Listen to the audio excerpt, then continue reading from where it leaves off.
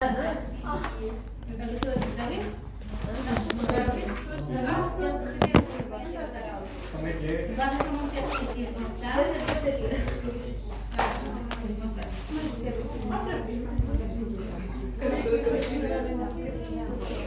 eu não sei como é que é a aula dele. Vamos tentar não ser repetitivos, mas de qualquer maneira nós vamos falar. Vamos tentar abordar o esófago dos estômagos. Que é exatamente o mesmo para ele, não é? Que ele viveu assim. Mas não sei, e depois temos aqui a parte da macroscopia, que certeza que ele não aborda esta parte.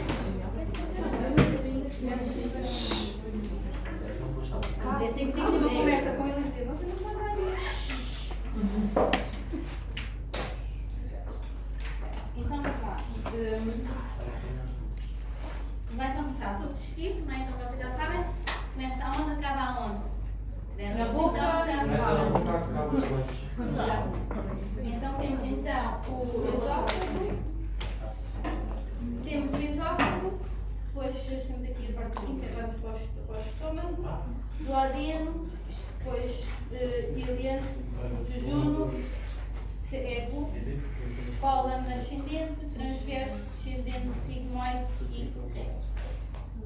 Nós vamos então começar, vamos abordar aqui a parte superior, esófago e estômago, se conseguimos abordar tudo, e depois nas próximas aulas entraremos então na parte intestinal. Portanto, isto aqui, isto é uma fotografia da autópsia, ok? Temos então o esófago, o estômago, grande curvatura, aqui a pequena curvatura, na grande curvatura temos então o grande epícton e na pequena curvatura temos o pequeno epícton e aqui inicia-se então o duodeno e aqui no meio, não se consegue ver aqui, mas está o pâncreas, se liga aqui na primeira porção do duodeno. Pronto, então, temos então que é um órgão muito digestivo que é o ovo, que vai desde da faringe até ao estômago, que tem 25 cm de comprimento e tem então os pregas são longitudinais. Temos a mucosa muscular e a adventícia, ou seja, ele não é coberto por uma serose, ok? E tem então o epitélio parasimentoso, que é diferente do estômago. Tem aqui a imagem de como é que nós conseguimos identificar aqui, é muito fácil de identificar quando temos a falar de esófago, ou quando temos uma peça com o esófago, normalmente quando temos o esófago normalmente é distal, tem compressão de estômago, aqui esta mucosa mais branquiçada, que é o epitélio parasimentoso, é esófago, aqui temos a transição e aqui o estômago tem aqui esta mucosa mais pulmonar e tem assim mais acastanhado. Portanto, aqui nesta junção vai ser a zona da carne, onde vai haver o esfíncter, ok? Aqui também se pode ver. Em termos de. O Dr. Zé falou disto, não é? Não. Malformações congénitas. Temos então as alterações traqueosofágicas, temos as atrasias, as estenoses e as fístulas. Isto quer dizer, as atrasias quer dizer que o esófago não tem continuidade, em que ele pode estar fechado na parte proximal e depois ter uma fístula, que é uma ligação entre a traqueia e o esófago na parte inferior, ou vice-versa, está bem? Temos aqui vários. Neste caso ele não tem atrasias, porque ele está contido, mas tem aqui umas fístulas, aqui no C, e aqui tem então as fístulas nos dois, mas não tem continuidade, está bem? Isto normalmente no nascimento é detectado e pode-se fazer a cirurgia e fazem o fluxo normal. As estenoses são áreas, aqui não tinha nenhuma figura que representasse, que se dá aí como se fosse um aperto numa zona do esófago. Os divertículos, eles classificam três, que é o desencar de tração e epifénico, isto também tem a ver com a localização. O desencar será na parte superior e tem a ver com o esófago traz um divertículo, ou seja, que é como se fosse uma invaginação da parede esofágica junto às cartilagens cricoideias e então pode ver essa. Eu tenho na figura a seguir já se mostra qual é o formato do divertículo. A tração normalmente é na posterior média e os epifénicos será junto ao diafragma. Está bem? Mas pronto, isto. Isso depois explica qual é qual, mais à frente. Nem aqui nem lá. E não pus para verdade. Não escrevi, mas se quisermos põe aqui e quando passar. Por exemplo, nesta imagem aqui temos o desenca, que é um tipo que está na parte mais superior. Depois o tração, mais na parte média, e nesta imagem não tem, mas o de o epifrénico será aqui na parte posterior. Está bem? Mas pronto, basta vocês saberem, eu não vou ser específica, podem saber só que existem divertículos, nas malformações são divertículos, está bem? Eu não vou ser. Pronto. O que não tiver também nada nesta parte. Mas eu depois posso escrever para ficar. Para vocês ficarem com as coisas escritas. Em termos de patologias não neoplásicas, também temos as esofagites, que são as inflamações. As mais comuns são o refluxo. Depois temos as infecciosas, que também são comuns, que é por fungo, no caso da Cândida, ou por vírus. Temos o herpes e o citomegalovírus como exemplos. Temos a esofagite cáustica, que é quando há a ingestão de cáusticos, ou lexívias, etc. Isso acontece às vezes a ciretes, não é? Temos as perfurações traumáticas, a radiação, ou seja, por alterações por radiação, por alquimioterapia, etc. E as varizes esofágicas. O refluxo será o mais comum, normalmente também está associado às hérnias do hiato, que a hérnia do hiato é quando há uma abertura um bocadinho maior aqui do diafragma, e então existe como se fosse uma invaginação do estômago que sobe um bocadinho, daí também está associado a essas hérnias do hiato. Depois há um fluxo do conteúdo estomacal para o esófago. Depois há aquela sensação, há muitas pessoas que têm azia, né, que é aquela sensação de ardor, isso normalmente tem a ver com o refluxo. Ok. A esofagite, então, pelo gastroesofágico, o que é que vai causar? Uma epidemia, ou seja, aqui vocês veem colocar assim abdominal, ou seja, que será zonas de acumulação de terceiro, né? Parece que fica com hemorragias. O iedema, que será o aporte de líquido para o tecido extracelular. Temos então um espessamento do epitélio. Existe um infiltrado inflamatório, que pode causar então ulcerações e até causar a metaplasia. Vocês então, se o José Luís já falou sobre isto, pode, então, é uma das causas da metaplasia de Barrett, ou seja, que é o esófago de Barrett, a metaplasia gástrica. Aqui está, falamos então do esófago de Barrett, que então, normalmente a mucosa vai ter, é diferente, como eu mostrei naquela imagem, a mucosa do esófago é esbranquiçada, e na zona de esófago de Barrett ela vai ter assim uma cor mais rosada. Microscopicamente nós conseguimos identificar essa diferença. Vai ser filamento granular, pode ser ter áreas irregulares, e é distinto então desta normal, como estava a dizer, que é branquinha e lisa, como na imagem que eu vos mostrei. Normalmente está utilizada na junção gastroesofágica, isto porque devido então à zona de refluxo, será então a zona mais próxima. E consiste então na metaplasia do epitélio pavimentoso, que vai então alterar-se para um epitélio mais resistente a estes sucos gástricos, está bem? Então vai ser então alterar para o epitélio granular, idêntico então ao epitélio do estômago. Ok? Aqui o esquema, temos então aqui que isto será a zona de transição gastroesofágica, a junção gastroesofágica. Aqui temos uma mucosa normal e aqui representado neste esquema como se fosse o esófago de Barrett. Aqui está estômago, aqui na porção de caixa. Okay? Aqui, neste caso, não se consegue ver a parte cruzada para dentro, está fixada. Eu já vos disse que o formol, as peças ficam todas acastanhadas, não é a tonalidade delas. Mas isto, se fosse a fresco, esta zona aqui, esta zona mais acastanhada aqui, esta zona aqui toda, será esófago de Barrett. Aqui mucosa normal do esófago, aqui mucosa de estômago normal, e aqui teremos então a zona de metaplasia. Está bem? Isto então é uma condição pré-neoplásica. Os doentes que sofrem então de esófago de Barrett têm uma predisposição aumentada para adenocarcinoma. E se houver adenocarcinoma no esófago, será nesta zona, porque se não for nesta zona, será um carcinoma pavimentoso devido então ao epitélio de revestimento, certo? É mais provável, ou seja, é mais comum nos homens do que em mulheres, tem 3 para 1, ou seja, até bem superior nos homens do que em mulheres, e os fumadores têm então o dobro de risco de desenvolver então edema de Barrett.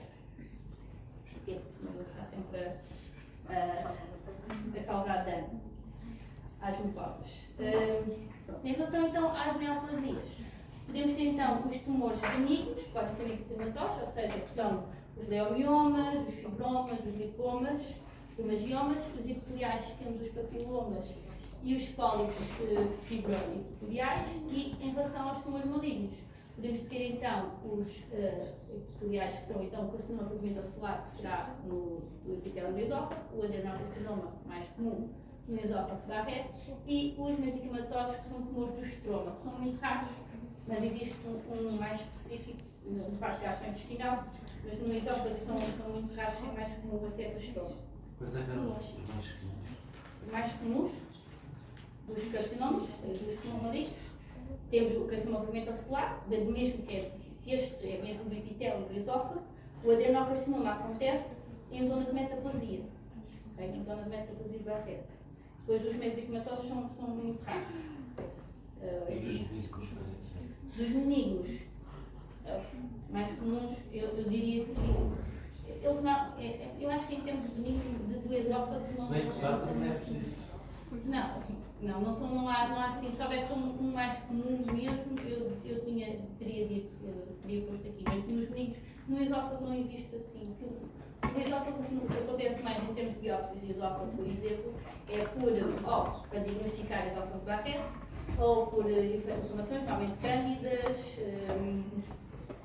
ou fungos e vírus, mas normalmente é mais fungos que existe, ou seja, que existe ali até para se conseguir fazer diagnóstico diferencial. As mucosas não estarem inflamadas e normalmente as biópsias é mais para diagnosticar ou carcinomas ou infecções por cândidas e depois o esófago de Barrett. Bem, isto é para vocês também saberem que existe, o que é que existe, porque não mas não são muito comuns os tumores, pelo menos na anatomia patológica que tratados, ou seja, que eles sejam esquizados, não são assim muito comuns. Mais comuns são patologias que nós não recebemos até, que são as varícias esofágicas, etc. Mas se eu não pensar, também não vou perguntar, estejam descansados.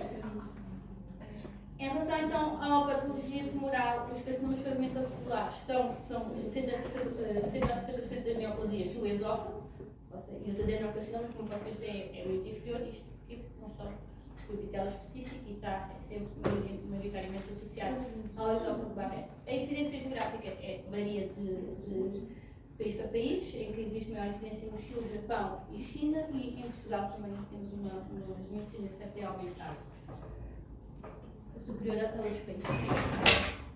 Em relação aos carcinomas pigmentosos, normalmente são tratados com quimioterapia e radioterapia, antes da reseção. O que é que isto quer dizer? Antes de retirarem a porção do esófago com a neoplasia, fazem então um tratamento antes. Pode ser quimioterapia, normalmente é combinada, a quimioterapia com a radioterapia, e quando vão retirar o tumor, ou pode ter desaparecido a totalidade, ou existem pequenos focos de tumor. E diminuir o tamanho da reseção que temos que fazer. Imaginem que um está no terço médio do esófago, podem reduzir o tamanho e ainda conseguir manter algum pedaço de esófago no doente. Os adenocarcinomas, normalmente, como eles estão perto da zona de transição, normalmente faz uma esofagectomia distal com porção do estômago, ou seja, com o estômago proximal, devido à sua localização. Okay? Não tiram só o esófago, vão retirar também porção do estômago. Então, em relação aos carcinomas em termos de imagem, como vocês veem a localização aqui do adenocarcinoma, que será aqui junto da zona de transição da gastroesofágica, certo? Por isso é que eles retiram esófago e estômago. Enquanto aqui também está representado uma porção do estômago, porque eles representam aqui o tumor do esófago muito no terço distal. Tá bem? E aqui temos então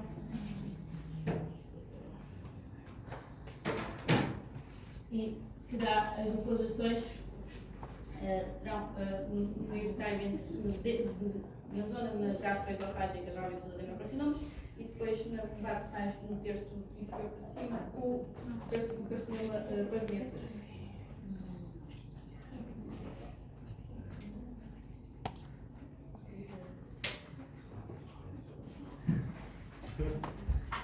Vocês conseguem ver bem. Pronto. Os tumores podem ter então vários aspectos.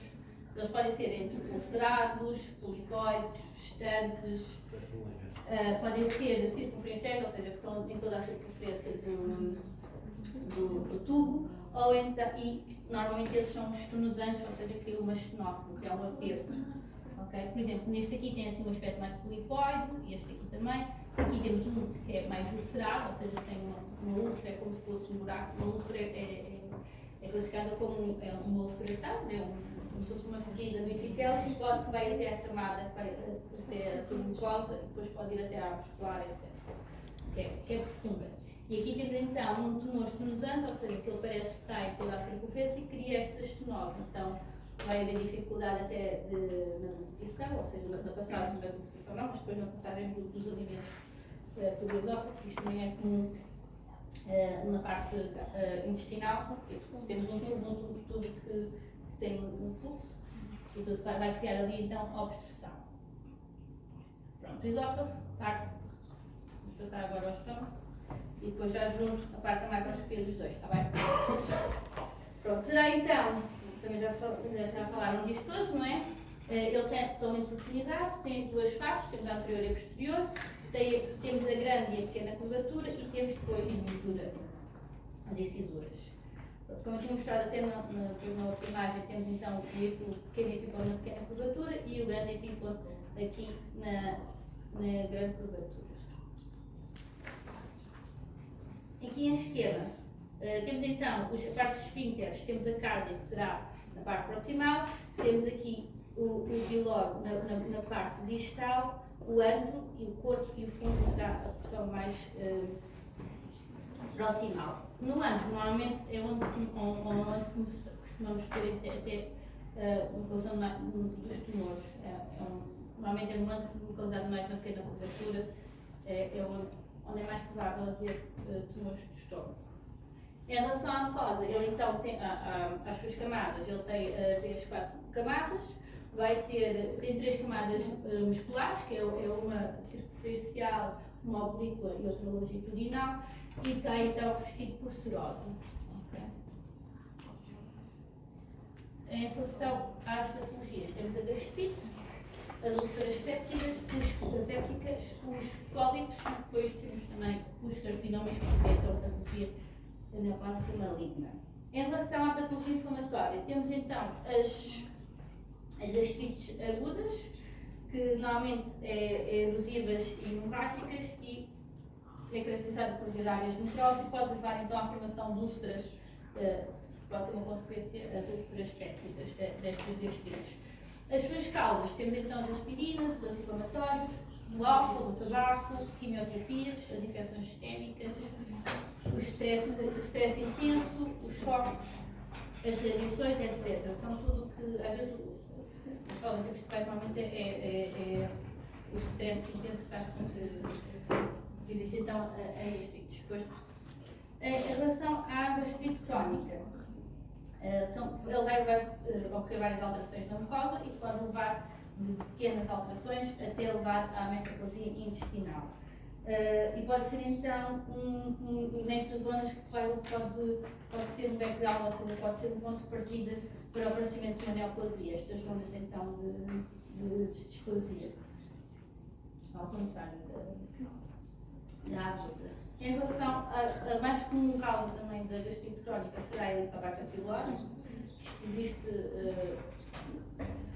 aquela tem afeta, como está aqui, perto de 60% da população mundial, portanto é muito comum haver então as pessoas estarem afetadas então pela Helicobacter pylori. Normalmente nós também fazemos a detecção na histologia e temos então para criar uma inflamação crónica no corpo e antro e pode, em algumas regiões, pode afetar 90% da população, incluindo adultos e crianças, ou seja, isto basta, a exposição, a transmissão que está, e quando está exposto uma vez, normalmente é difícil depois de terminar. Está associada então à uma atrofia gástrica, às úlceras péptidas, tanto no estômago como no duodeno, porque elas vão se localizar mais na parte do antro, ok? Então, daí, e elas depois, pela aproximação também do duodeno, é comum depois ela tem de se encontrar tanto no estômago como no duodeno, a Helicobacter pylori, e causar então as úlceras pépticas lá nessas duas zonas. Está associada também ao linfoma normal, que é um linfoma específico gástrico, e temos então e associada também aos carcinomas gástricos.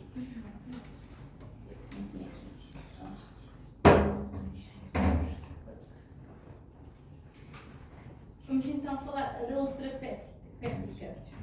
Normalmente é solitária, ou seja, aparece uma e ocorre então em zonas que estão associadas aos sucos gástricos, ou seja, que estão sujeitas a estas agressões. Normalmente são profundas, ou seja, podem se estender até muscular, como eu estava a dizer, as úlceras podem só perder só a mucosa, submucosa, ou chegar até à camada muscular. E podem então chegar até perfurar o órgão e, nestes casos, originar então a peritonite.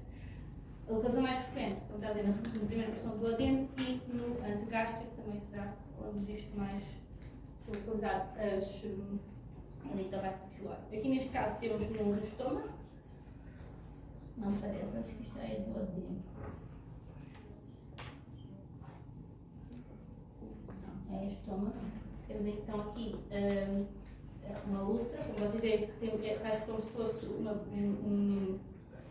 uma cavidade e normalmente no fundo é necrótico e muitas vezes também tem que ser estudado, pode ser um ponto de partida para espeleoplasia. E aqui no duodeno, aqui será estômago, faz aqui esta zona do esfíncter, parece que tem um aperto, é a zona do pilóide, está bem? E aqui esta porção será duodeno. E aqui temos então duas úlceras, que é o caso. A úlcera é tão profunda, como a parede, depois é necessário ter que faz também.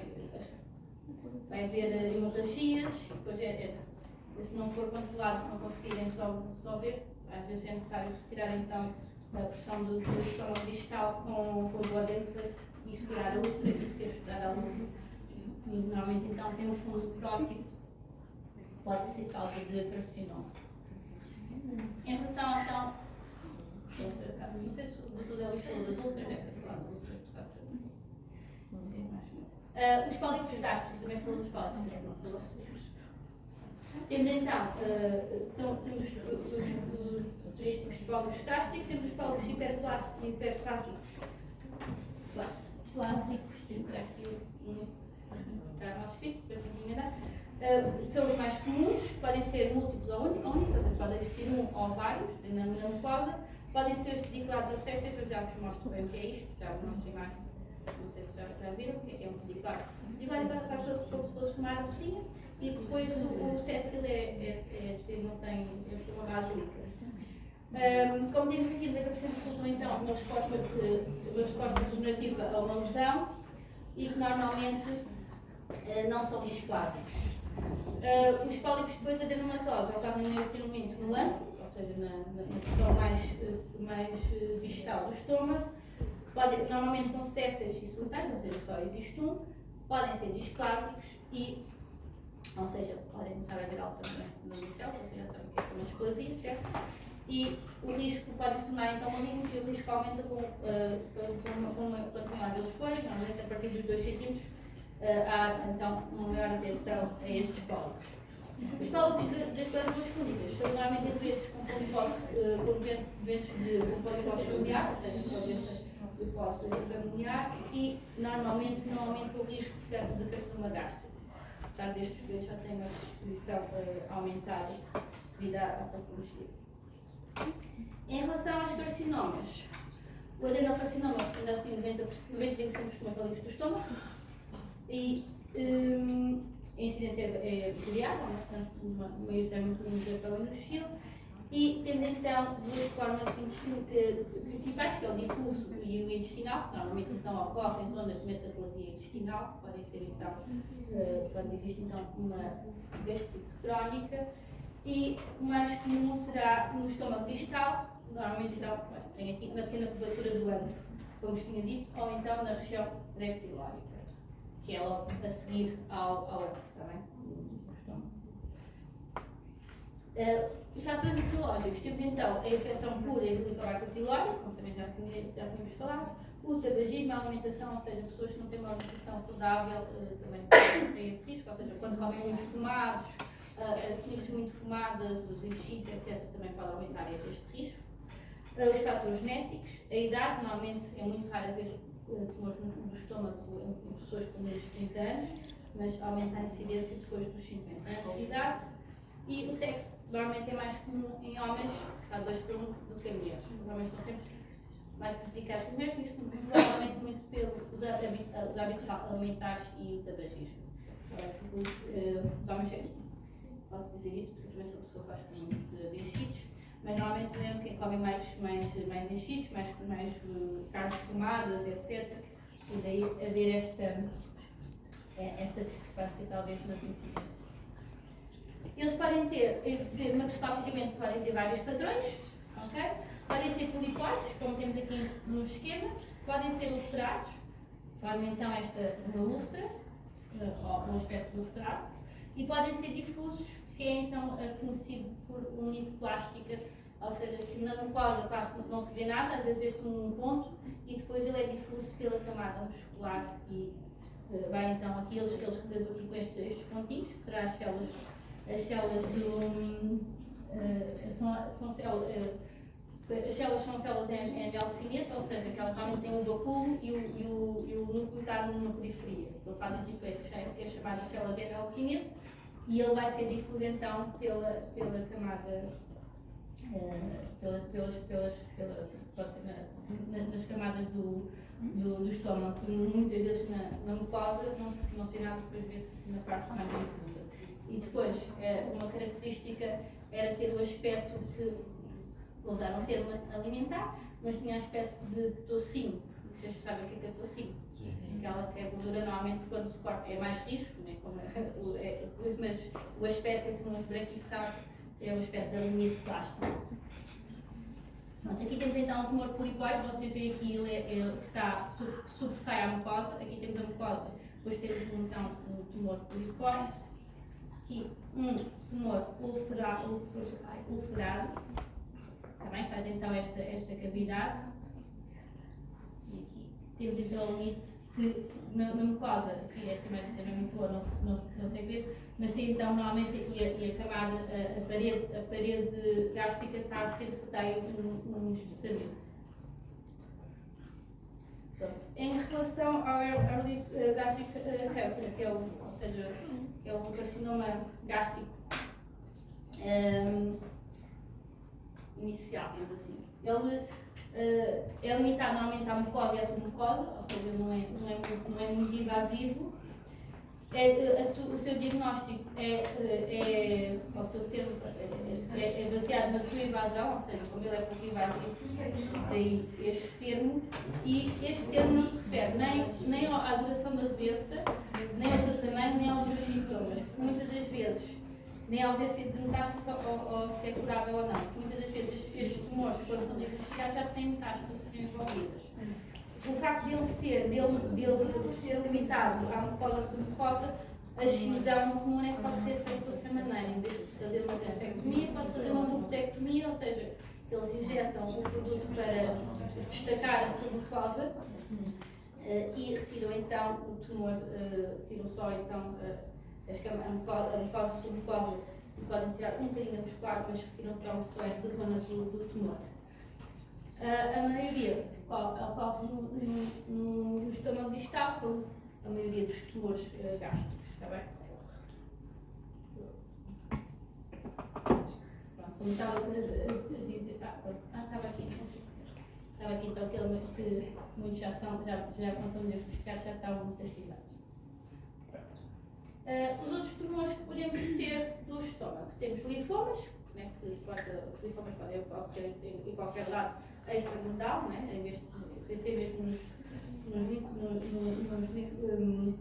nos gânglios linfáticos, e temos tumores mesoclimatosos. Eu ponho aqui o que será mais comum, que é o GIST, que é um tumor do estroma gastrointestinal, que será dos tumores mesoclimatosos, onde eles, a maior parte das vezes, onde é diagnosticado, será no estômago, que é mais comum, este GIST, e até depois no intestino delgado. Eles chamam de intestino delgado, falamos dele. O GIST é um tumor então mesoclimatoso que é raro, raramente metastisa, mas pode metastizar, e normalmente a sua reseção é retiram só o tumor com pequenas margens e normalmente não retiram gânglios linfáticos, que é o linfanectomia, que é quando se retira os gânglios linfáticos. E eles são então massas deste aspecto. Isto é um gisto também. Aqui tem este aspecto, isto aqui será a mucosa e o tumor aparece entre a mucosa e a serosa, está bem? Isto é que é um tumor do estroma gastrointestinal que está no meio destas duas estruturas. Eu já vos mostro ele normalmente pode, aqui já está a ulcerar a mucosa, mas ele pode não fazer esta ulceração. Depois tenho aqui, mais à frente, na parte da macro, uma imagem dele seccionado. Pronto. Vamos passar então aqui às amostras que podemos ter. Está bem?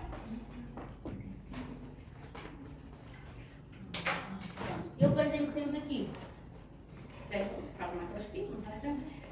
Eu aqui vamos falar das biópsias de pólipos e micosectomias, que também podem aparecer depois quando nós falarmos do gastrointestinal, mas eu vou repetir que é para ficar as biópsias dos pólipos e micosectomias, tanto podem acontecer na parte do estômago e esófago, como na parte intestinal.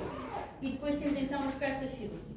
As biópsias, neste caso, que é estômago e esófago, são então provenientes de endoscopias, está bem? Que é eles que vão fazer, ao fazer a endoscopia, encontram alguma alteração e podem então fazer estas biópsias.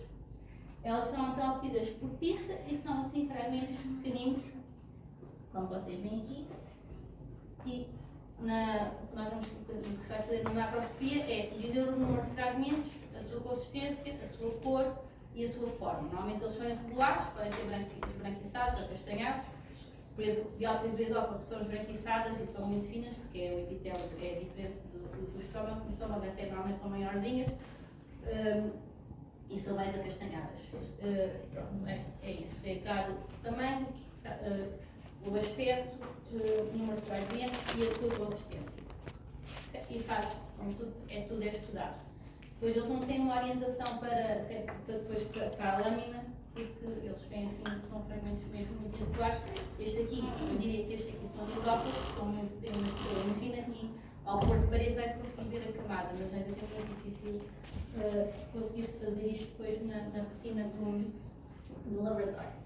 Em relação às biópsias então gástricas, no caso, normalmente a coloração de rotina, vocês já sabem, né, que é a toxemiosina, que é deste termo aqui, e depois para as biópsias gástricas. Nós sempre temos uma biópsia gástrica, fazemos então uma coloração histoquímica, para quê? Para detectarmos então a Helicobacter pylori, que ela pode ser vista pode-se conseguir identificar pela coloração da toxemiosina, mas assim o GIMSA vai fazer uma coloração mais específica e vai se identificar melhor a Helicobacter pylori. Também pode-se fazer por imuno. GIMSA é uma coloração específica, vai utilizar o reagente GIMSA que vai fazer a coloração em vez de ser os núcleos azuis do citoplasma usados pela coloração da toxemiosina, vai ter uma tonalidade azul e consegue identificar e evidenciar então a Helicobacter. Também existe, também se pode fazer uma histoquímica para detectar a Helicobacter pylori, há um anticorpo que vai anti-Helicobacter e vai então detectar também a Helicobacter pylori. Aí a diferença é que vamos ter o anticorpo que é marcado por um cromogéneo que vai dar uma cor castanha, como fundo azul, mas a zona castanha vai ser a identificação da Helicobacter. Mas de rotina nos laboratórios pelo menos em Portugal e creio que no mundo, faz-se Helicobacter pylori nas biópsias gástricas. E quando temos várias biópsias do estômago, várias localizações, preferência no ânus. Sempre que é onde é mais provável encontrarmos. Portanto, temos aqui uma toxamniosina e aqui um IMSA e estes pontinhos azuis aqui, estas são então a bactéria. Então, temos então aqui a Helicobacter pylori, que está muito, evidencia-se muito melhor do que aqui. Temos aqui estes pontinhos aqui, também seriam, mas com IMSA vai evidenciar um bocadinho melhor. Tenho aqui uma sequinha.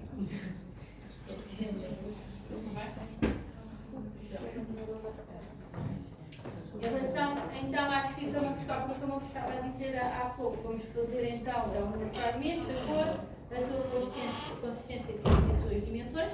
As dimensões, vocês podem ler, a descrição macroscópica aqui está em centímetros cúbicos, ou seja, é o espaço que ela ocupa. E sabemos que a K7 tem 2 centímetros cúbicos e depois o que nós fazemos sempre é um cálculo aproximado. Da medida não tem assim grande importância, para o mergulhista ele quer saber o número de fragmentos que tem e a dimensão da amostra que tem. Professor, então nesse caso seria o protocolo?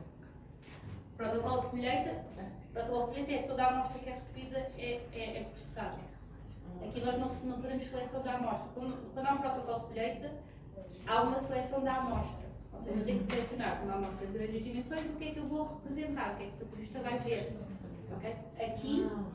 Aqui nas biópsias não há reserva nunca. Tudo o que nós recebemos é incluído, é processado. Eu de 3 fragmentos não consigo ver nada. Eu tenho que conseguir identificar tumores, margens cirúrgicas para poder conseguir fazer a seleção de fragmentos. Quando é protocolo de colheita é isto. Pólipos. Temos então, pólipos podem ser removidos por ânsias dietéticas, ok? E são então estes tuberâncias que normalmente polumam e podemos ter então os vesiculares, eu lhe peço, faço uma armazinha, e os césseis, está bem? Temos então aqui os césseis e aqui os vesiculares, está bem? Pronto.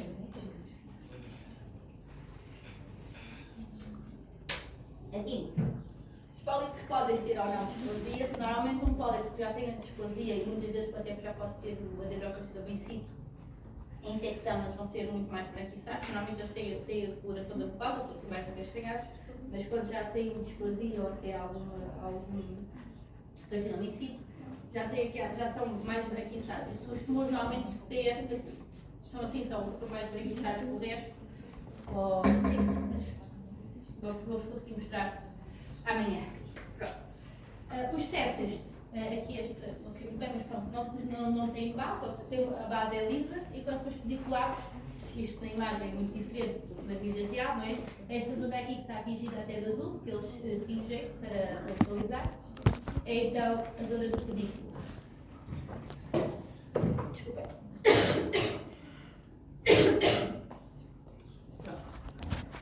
O que é que o procedimento a fazer com os pólipos? É que vamos pintar a base, temos que medir, quando é pediculado, temos que medirmos a cabeça, o pedículo e a base de inserção, e quando não é pediculado, fazemos toda a medição e podemos dar a medida da base de inserção também. Vamos dizer se a sua superfície, que normalmente é lisa ou lobulada, está bem? A lisa é uma superfície lisa, a lobulada é que faz assim logo.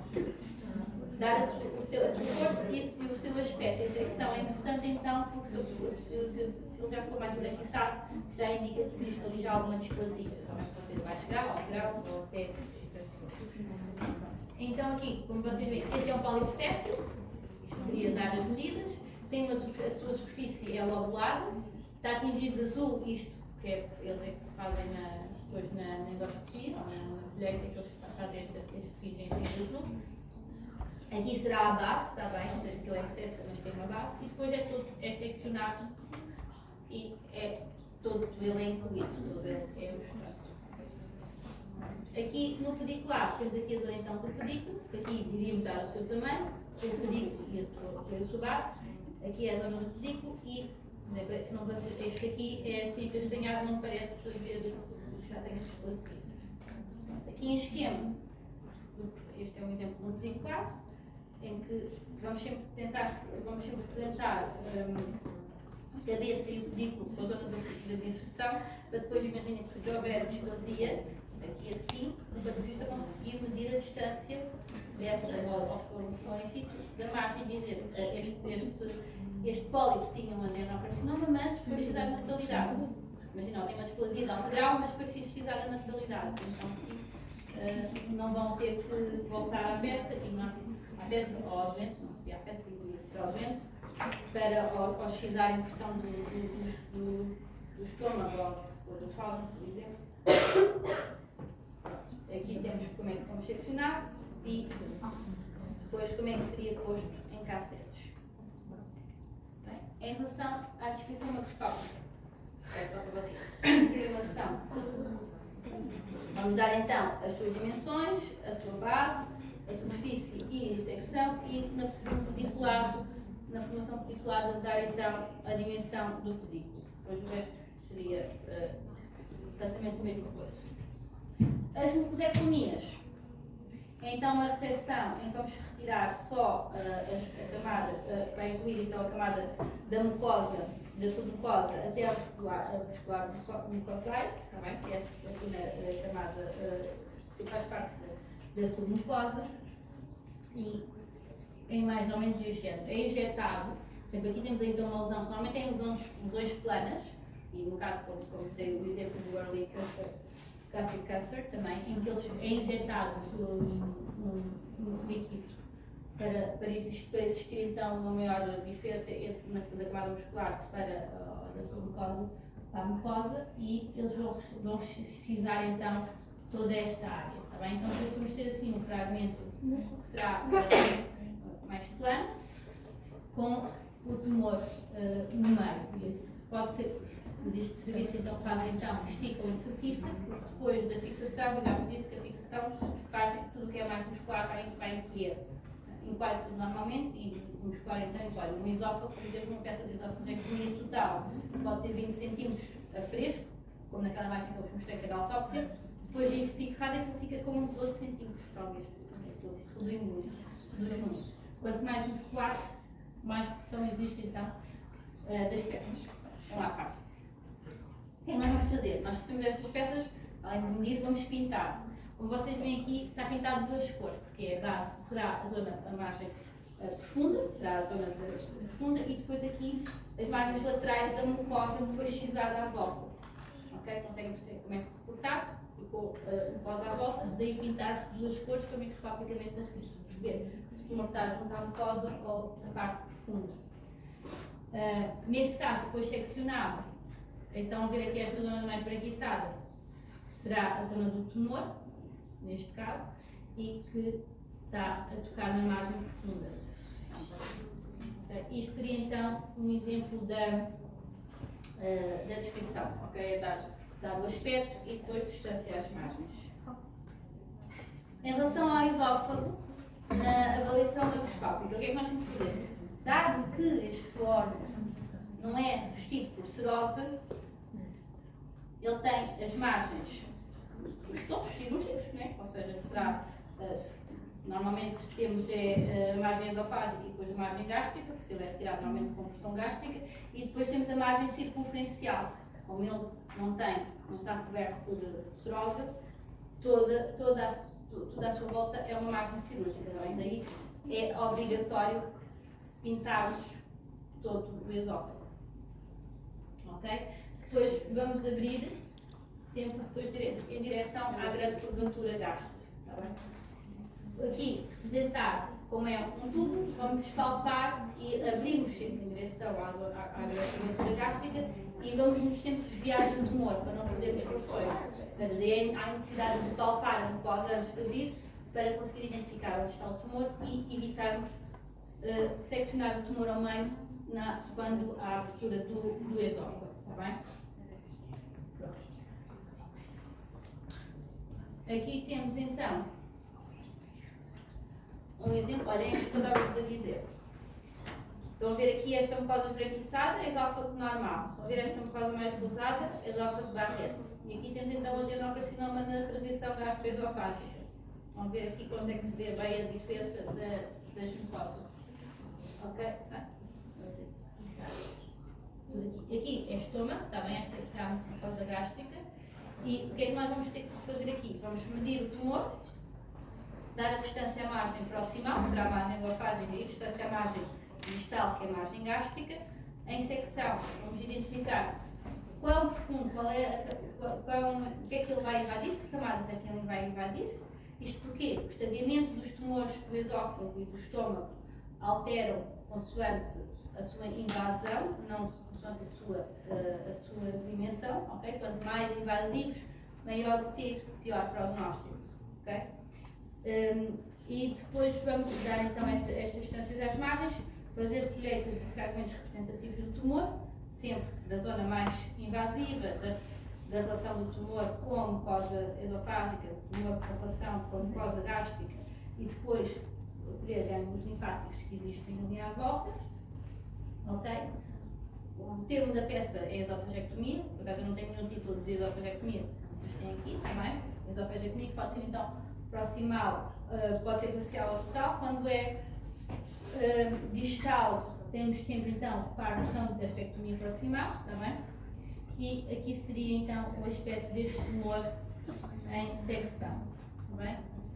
Em relação à colheita, então, aqui temos então representado, temos a margem esofágica, a margem gástrica, tumor, mucosa normal e gânglios, ok? Os gânglios depois vão estar mesmo aderidos à parede, são mais difíceis de detectar. Em relação então ao TNM, como eu estava a dizer, ele vai alterar consoante a sua invasão, ok? E em relação então, o T1 é a mucosa, o T2 cevada muscular, o T3 adventício, no caso, e depois o T4 cevado, as estruturas adjacentes.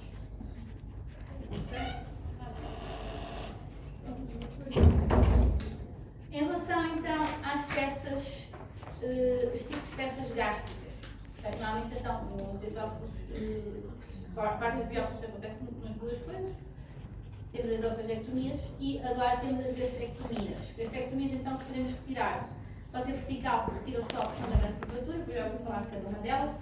A parcial será a porção proximal à porção distal do estômago, gastrectomia total e as ressecções atípicas. Okay? Vou falar de cada uma delas. As gastrectomias verticais, ou chamados sleeve gástricos, são efetuados quando existe obesidade mórbida e é retirar então a grande curvatura para fazer a redução do tamanho do estômago, para então nos casos de obesidade. Ou seja, não é por patologia gástrica, ok? É sim para ajudar a pessoa doente a diminuir esse peso e às vezes é a solução retirar a gastrectomia vertical, está bem? Portanto, se eu fizer uma pergunta, quais são os tipos de peças gástricas que existirem e a que é que estão associadas, não é? Uma gastrectomia vertical está associada à obesidade mórbida, não é? Por exemplo. Oi. Ok? Então vão remover então o estômago, diminuir então o tamanho do estômago para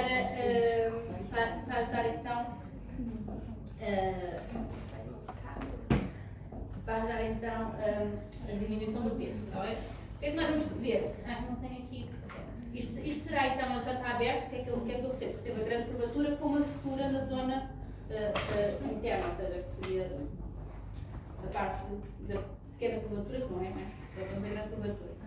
E nós vamos abrir normalmente pela sutura, nestes casos, e vamos então fazer a descrição. A sutura normalmente é lisa ou pode estar aí pegada, e temos então a mucosa normalmente mantém o fragmento normalmente está destacada porque ela tem muitas áreas de erosão e tem às vezes aspecto então hemorrágico na porção distal ou até na proximal na zona do fundo. O que é que vamos retirar? 3 fragmentos representativos, isto porque vamos representar o fundo, o corpo e o âmago. Okay? Isto vamos representar então 3 fragmentos distintos. E depois vamos ter que seccionar porque podemos encontrar patologias desconhecidas nestes casos. Vamos ter sempre que analisar depois toda a mucosa, tentar perceber se existe algum tumor neuroendócrino, por exemplo, e vão ter que ser então escolhidos. Okay? Temos que perguntar qual é o protocolo de colheita de um cilindro gástrico ou de uma gastrectomia vertical, são 3 fragmentos representativos das 3 zonas. Não é? Tá bom, Pronto, então aqui temos então uma gastrectomia vertical, aqui será a zona da grande curvatura, e aqui seria a continuação do estômago, deste lado aqui. Okay? Temos a grande curvatura, que é retirada, eles fazem então a sutura,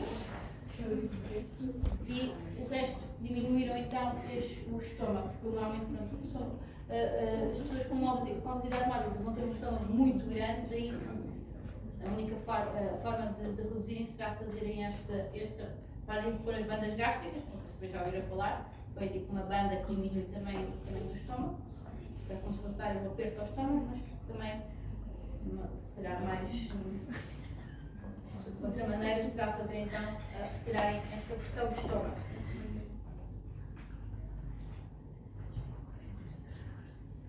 Pronto, depois abrimos então vamos abrir pela sutura, porque já temos ali a sutura, depois não vou conseguir cortar na sutura, é sempre mais. Ele está assim fino, porque imagina que isto é uma cirurgia feita à sexta-feira, nós não conseguimos depois. Ela começa logo a fixar e o formal vai criar então vai logo criar esta consistência mais firme e não vai ficar molhado. Pronto, e aqui temos então uma zona que tem este aspecto, será a zona proximal, será a zona do fundo e tem normalmente este aspecto mais equilibrado. Eu não tenho a parte da preta, mas depois seria a parte de escolher só os 3 fragmentos das zonas representativas.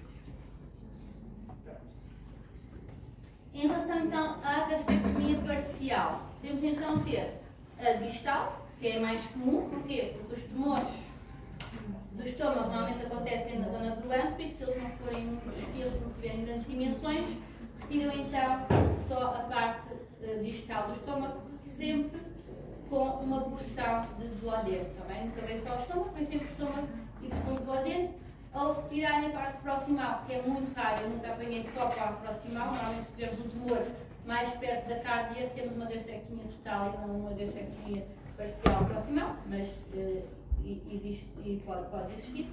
Vão tirar então uma porção de esófago e estômago proximal, ou podemos ter então uma gastrectomia total, que vai então vamos ter cárdia, vamos ter um pedaço de esófago, a zona da cárdia e o estômago na totalidade, e vamos ter uma porção de duodeno.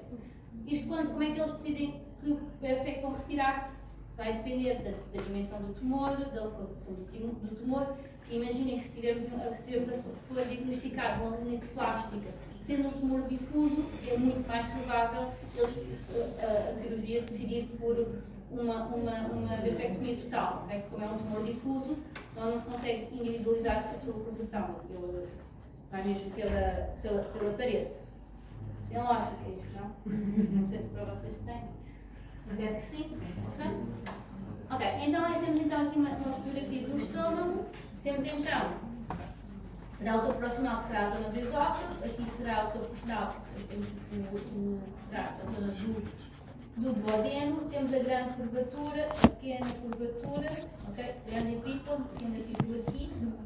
A cárdia, que será logo aqui, fundo, corpo e antro. E aqui depois a zona do pyloro, que será a zona do esfíncter. A abertura da peça. A abertura da peça. Se eu perguntar como é que se abre uma peça de gastrectomia, vocês vão responder pela grande curvatura, ok? É regra, abrimos as peças, o estômago é aberto sempre pela grande curvatura. Isto porquê? É uma apresentações lógicas. Porque a maioria dos tumores gástricos estão localizados na pequena curvatura. Então, as regras de abertura de peças têm a ver com isso. Onde é que é provável haver mais tumores. De qualquer das maneiras, vamos sempre palpar, e se tivermos tumor junto à grande curvatura, vamos tentar nos desviar do tumor, está bem? Evitamos sempre cortar o tumor da abertura, está bem? Depois, quando fazemos flexões, conseguimos observar bem as relações do tumor. Aqui podemos pintar as margens. Se for prático, neste caso eles não representam nem duodeno, nem esófago, mas é como vir, mas no livro não. No livro eles até parece que eles tiraram a parte da segunda e do banco. Pronto, mas abre pela grande curvatura e temos aqui temos então esta imagem. Ele foi aberto pela grande curvatura, estão a ver, mas ele estava mais perto da grande curvatura do que da pequena. A pequena seria aqui, ele estava aqui a meio, o teto estava pousado na parede anterior, parece, e ele foi desviado para não suportar o tumor. Aqui será a curvatura será duodeno, e aqui o que é que vamos fazer? Vamos medir o tumor. Aqui esta zona aqui é o tumor, está bem? É um tumor assim mais polipoide. Vamos dar a distância do tumor à margem do adenal, depois a distância do tumor à margem gástrica ou esofágica, depende se é total ou não. E depois a secção, vamos ver então qual é as chamadas que ele embaixo, está bem? Em relação, eu tenho aqui então a descrição microscópica, isto só para ver, nós vamos dar as dimensões de todos os constituintes da peça, se temos só o estômago, o esófago ou o duodeno, se temos todas as áreas. A locação do tumor, onde é que ele está localizado, qual é o seu aspecto, aqui está o exemplo do polipoide, mas podia ser ulcerado, por exemplo, as suas dimensões, as distâncias às margens e depois, então, o que é característico? Diz a mucosa, a submucosa, se está já na subserosa, e quanto é que se pode vistar da margem axial.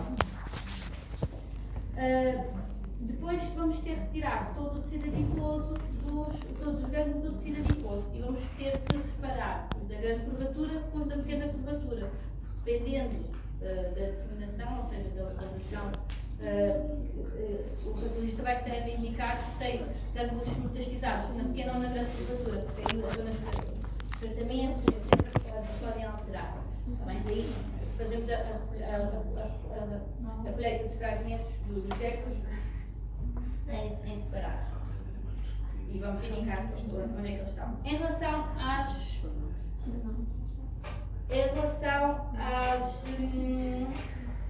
colheita que vamos fazer, mais uma vez, vamos sempre recolher margens cirúrgicas,